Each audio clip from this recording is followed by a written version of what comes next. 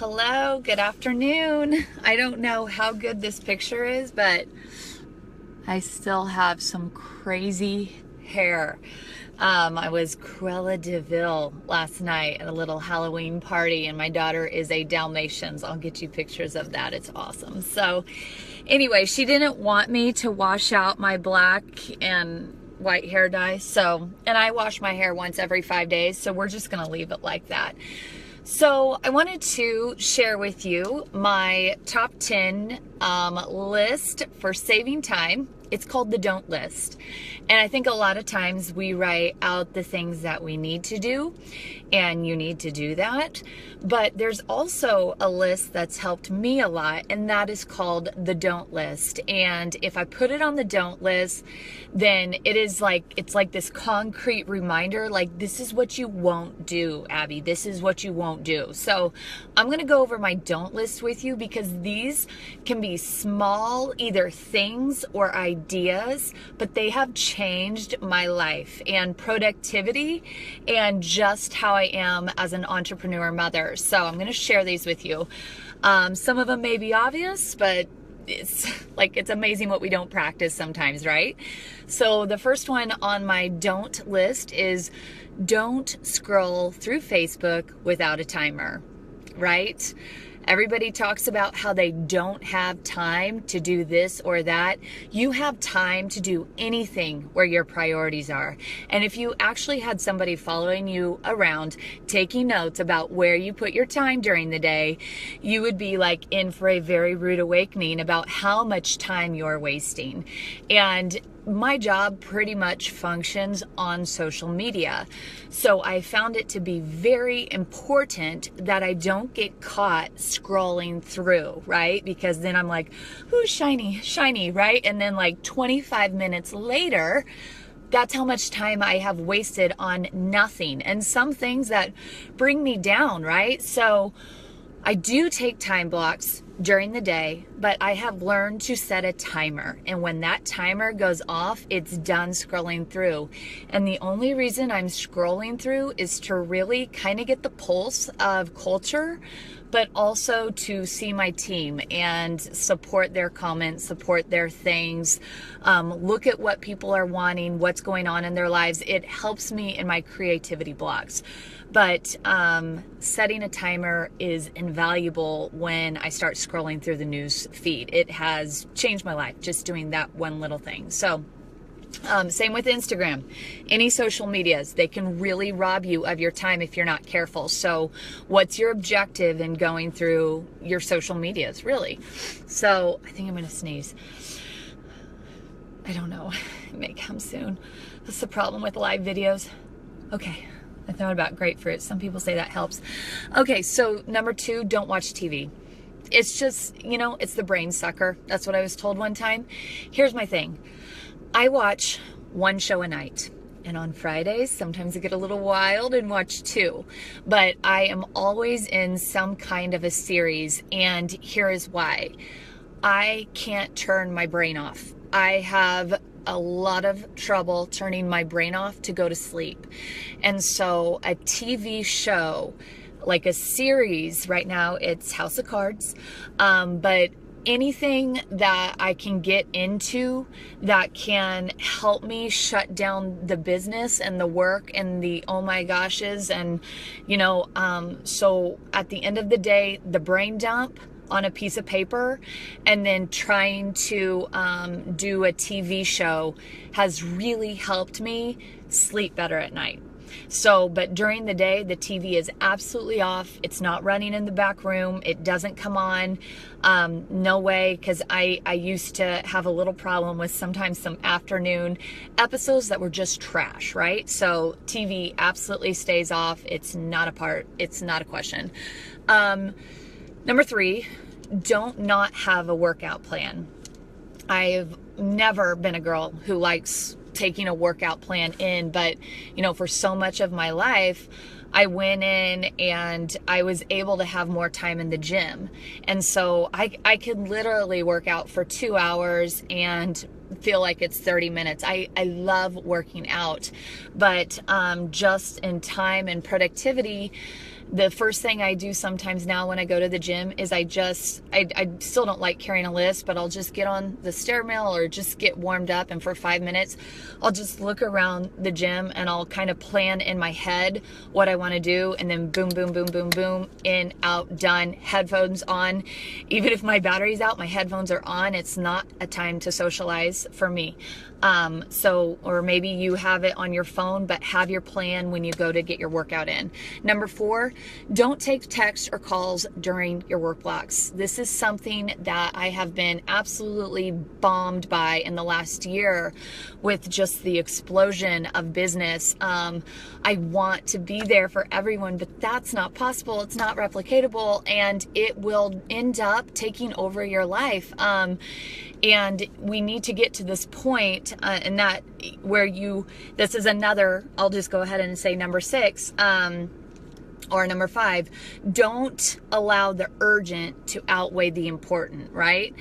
What may be urgent to somebody else, it's not urgent to you. And if you're answering everyone else's urgent questions, then your vision and your leadership could very much get derailed. And in the end, that's going to affect them even worse if you are a leader.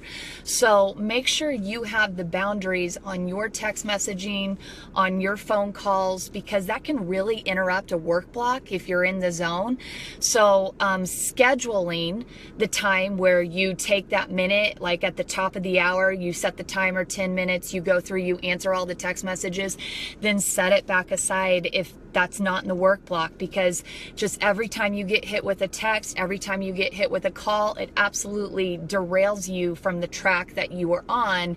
And if we're taking the time in our creativity blocks and we know what our priorities are, then we can't mistake other people's pulls and urgencies that will derail us from our vision and our objectives. And you'll start getting an attitude of bitterness. You're the one who has to set your boundaries with people, and they'll start respecting that, and then they'll start doing it with themselves. So you teach people how to communicate with you.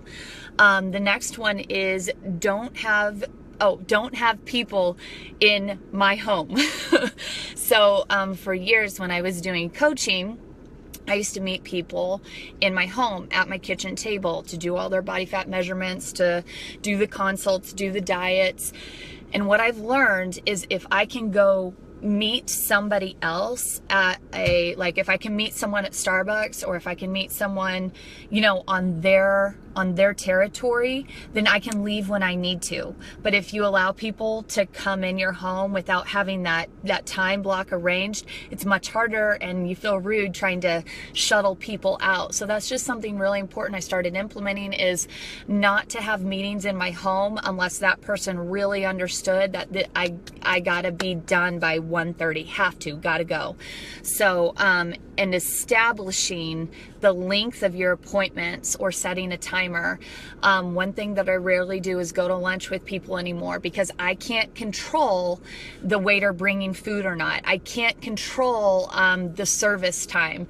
So out to lunches really aren't an option for me. It's more of a coffee date if I'm going to meet somebody out, and I need to, same with phone calls. Sometimes it's nice to have a timer set on your desk, and you guys can both hear, whether it's a Zoom or a timer, you can both hear when that ding goes up. So it's not like you're being rude or they're not entertaining you or it's not a great conversation, but you're on a schedule and you got to go. And that was the timer. And make sure they understand before the meeting begins, I have 20 minutes. If you're in an industry or a job where you're doing three-way calls, the person who connects you needs to know your time. They need to be the one to set the alarm.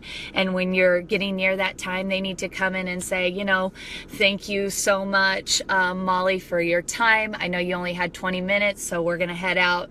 We'll talk to you later. So some establishing time limits, having timers, and being in places where you can control the environment of your time is very useful. Don't eat. All right. This is my, I don't even know what number we're on, but don't eat.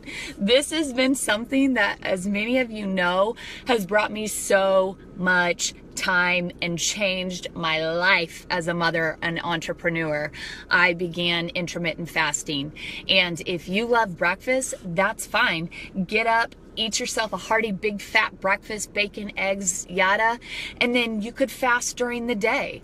And we use the exogenous ketones to keep our metabolisms up, to keep, regulated. I don't have blood sugar drops anymore, to keep mental focus and clarity. I just know that my most effective time for working is in the morning. It's when I'm a rock star in the morning. I really am. I get a lot done in the morning. My brain, with the fats from the keto cream, with the exogenous ketones, I'm like this. And especially since I've laid out schedules, made my don't list, it's like getting done seriously 10 hours of work in like a 5-hour span. So intermittent fasting, life-changing. And by the way, there's not science and there's huge debates. There's no scientific proof that feeding does anything. So if you can stabilize your hormones in the absence of food, that's golden. And that's part of the reason why I take exogenous ketones, because I am on the side of a little bit hypoglycemic. Like, those around me used to call me Moody Abby. When that time came, like that 2.5 hour point, and I didn't eat, I could get very moody. So that's the thing that's also helped me with the ketones, is I am able to fast. My blood sugar is not dropping anymore, and I'm just not hungry. So but there is not science that says you have to eat every 2.5 hours. That's just the paradigm in what you're eating. So calories in, calories out. I've found a way to fast, to have fuel, to feel good in the absence of food, and I get so much more done than when I used to go eat all the time. I don't need it anymore. So eating, don't eat. I know that sounds like a weird rule, right? But we found a way you can do it and feel great. So we already said, okay, don't mistake busy for efficient. Okay, this is more of a philosophy.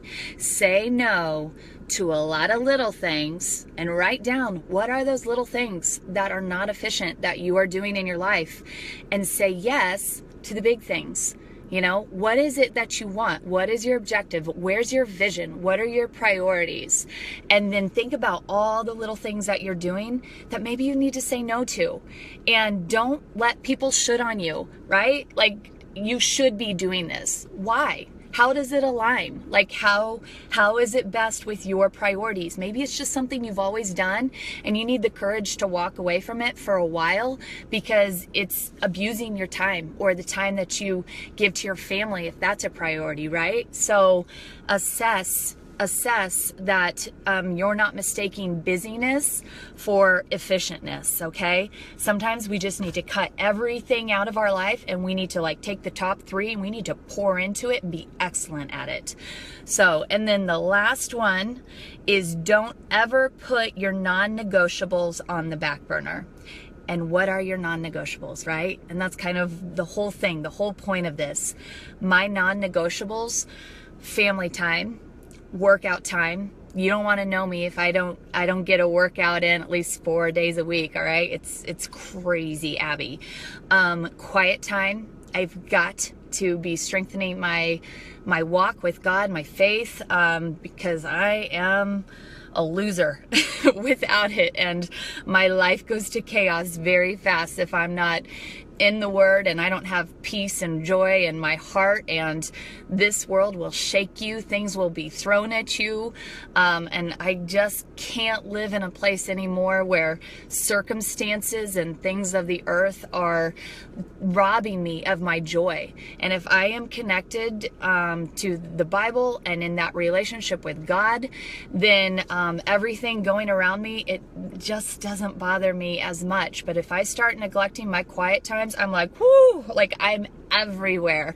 My emotions are all over the place. So, and I think about my quiet times. They keep me as as a tree when the wind blows. And if I'm not the tree, if I'm not plugging into the Lord, then I'm a leaf and I'm getting blown around by everything that comes at me. So that's a huge one for me. And then creativity block.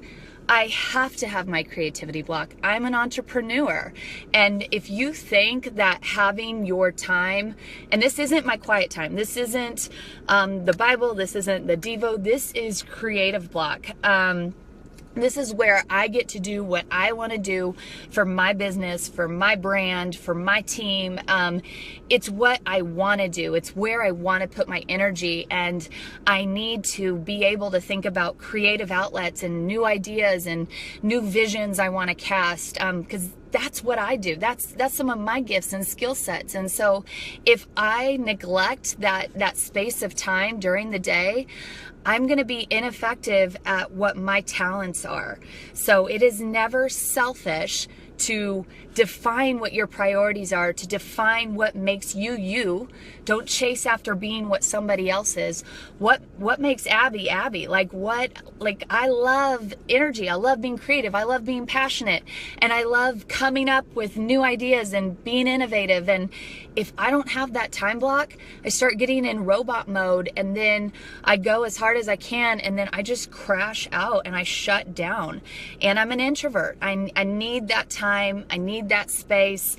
I need to be able to dream and get energy from those dreams and cast vision and implement. So that's what makes me excited. So make sure you don't should on yourself about having that time for yourself, because the more you can pour in and take care of yourself, the better you're going to be for everything else. And the more you're going to know that this don't list, you're going to understand what should be on the don't list. If you know where your values are, you know where your energy flows, your time flows. Where does your energy need to go, right? So make your don't list today. I promise some of these things will radically change your life, as little as they are, because they've been changing mine. So have a good one.